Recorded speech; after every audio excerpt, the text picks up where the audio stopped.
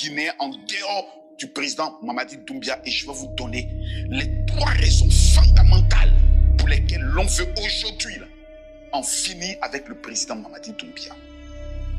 J'ai pleuré lorsque j'ai écouté les confessions du directeur de la DCI, la direction de la communication et de l'information de la présidence de la République de la Guinée. J'ai pleuré. Mesdames, Mesdemoiselles et Messieurs, il y a plusieurs Guinéens, même qui sont dans l'entourage du président Mamadi Doumbia, qui pensent que la Guinée est un business. C'est un jeu, c'est notre tout, c'est notre mouvement. C'est nous qui sommes au pouvoir. Vous voyez un système griotisme autour du président Mamadi Doumbia.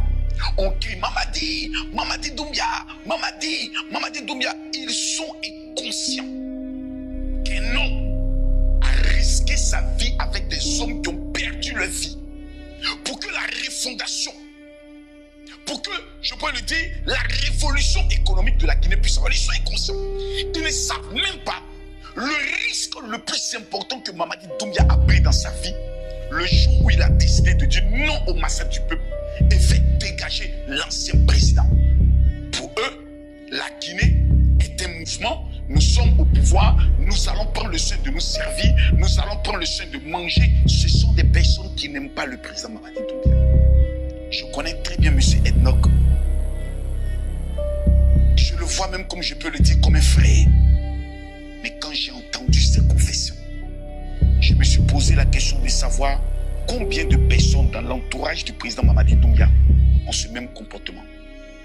Dans le domaine des femmes, dans le domaine du fétichisme. Un jour, plusieurs personnes m'ont appelé, m'ont dit, général, quand on regarde aujourd'hui le président Mamadi Doumbia, on a l'impression qu'il est malade. Je leur ai dit non. La pression de réussir, la pression de respecter son engagement, la pression de faire sortir la Guinée de l'état dans lequel il était. Ce pays, vous n'avez pas idée.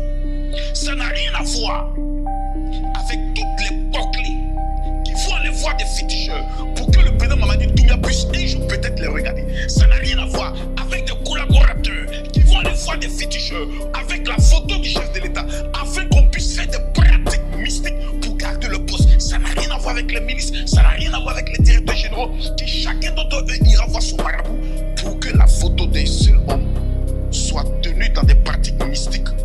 Imaginez toute cette atmosphère